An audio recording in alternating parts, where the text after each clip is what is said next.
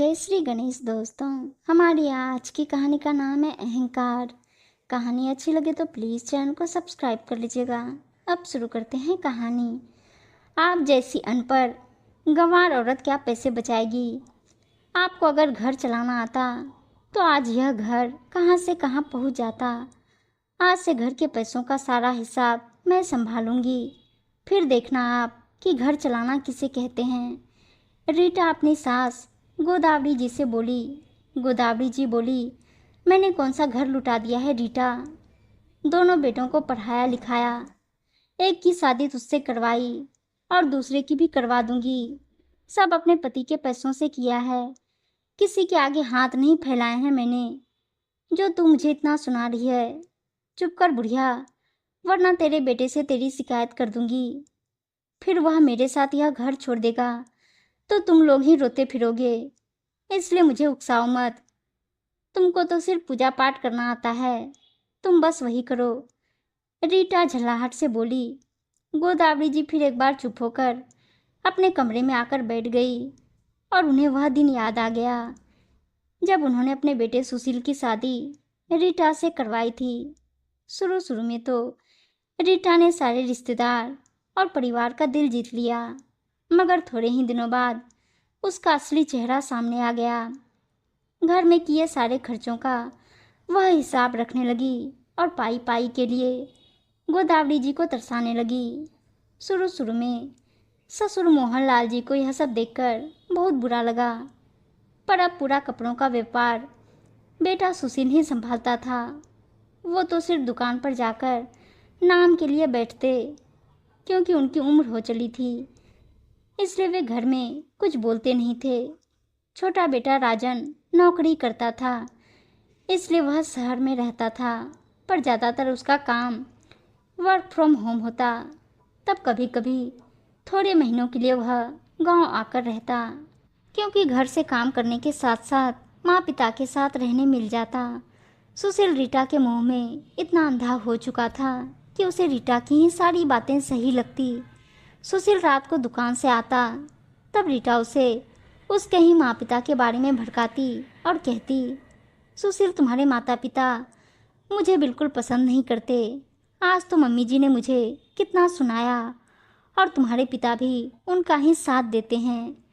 यह लोग बहू को नौकरानी की तरह ट्रीट करते हैं। मैं पूरे दिन घर का काम करती हूँ, मगर मुझे कोई नहीं समझता। और आप ही बताइए, यदि मैं मम्मी जी से पैसे बचाने कहती हूँ तो क्या गलत कहती हूँ। दूसरे दिन सुशील माँ पर झल्ला उठा और बोला, माँ रीटा जो भी कहती है सही कहती है, इसलिए उसे कुछ रोक टोक मत किया करो। गोदावरी जी तो ज़्यादा कुछ बोलती भी नहीं थी, मगर रीटा जाने सुशील के क्या कान भरती थी। गोदावरी जी ने महसूस कर लिया था कि उनका बेटा उनसे दूर जा रहा है। राजन को भी भाभी का ऐसा व्यवहार देखकर बहुत गुस्सा आता और वह माँ से कहता, माँ तुम्हें गलत के खिलाफ आवाज़ उठानी होगी। गोदावरी जी डरती थी कि कहीं सुशील रीटा के बहकावे में आकर घर ना छोड़ दे, इसलिए चुप रह जाती थी। आस पड़ोस में रीटा सबसे इतना अच्छा व्यवहार करती कि लोगों को वह बहुत संस्कारी, पूजा पाठ करने वाली, समझदार स्त्री लगती, क्योंकि रीटा बाहर अच्छा होने का दिखावा अच्छा करती।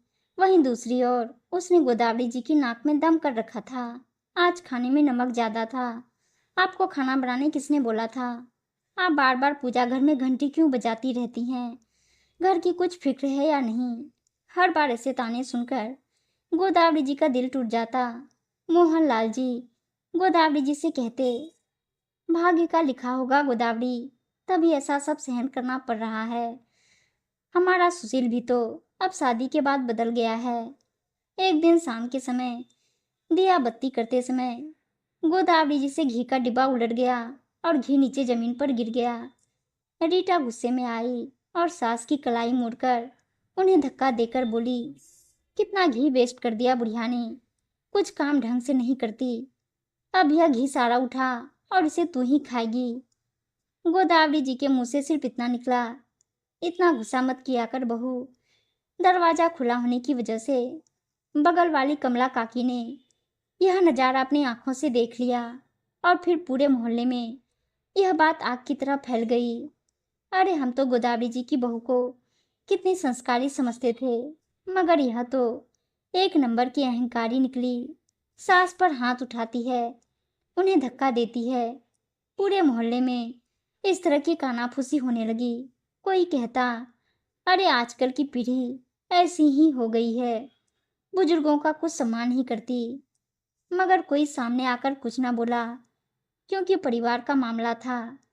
एक शाम राजन सरप्राइज देने के इरादे से घर लौटा तो उसने देखा कि उसकी भाभी रीटा ने जोर से उसकी माँ को धक्का देते हुए कहा, खाना बनाना नहीं आता तो रसोई में आती क्यों हो। माँ नीचे गिर पड़ी और माँ के माथे से खून आ गया।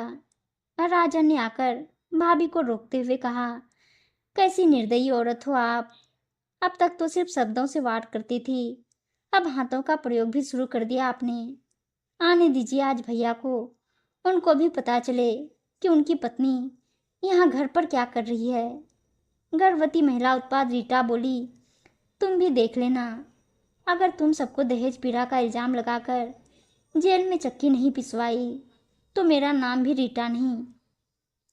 बताओ अपने भैया को, फिर देखना तुम लोगों का क्या हाल करती हूँ। गोदावरी जी रोने लग गई कि भगवान, इस उम्र में यह क्या क्या देखना और सुनना पड़ रहा है।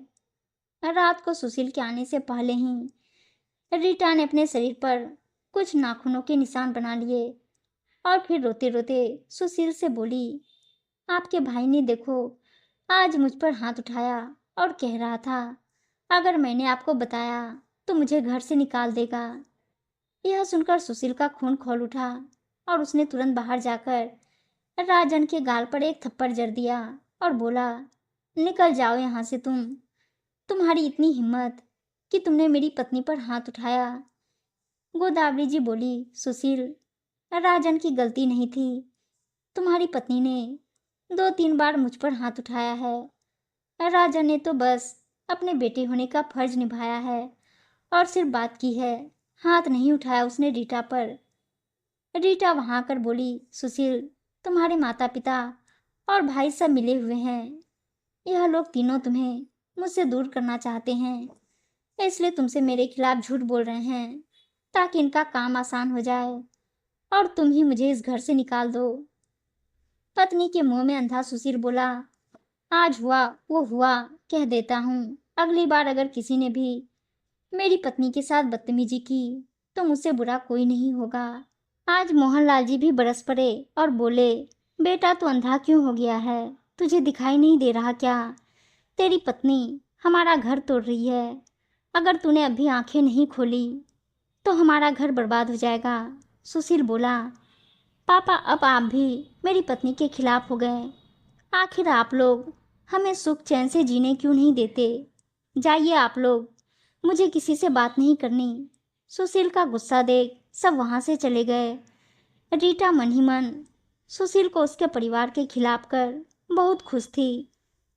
रीटा आस पड़ोस के लोगों को अपने ससुराल वालों के अत्याचार की झूठी कहानी सुनाने लगी ताकि पूरा मोहल्ला उसका साथ दे।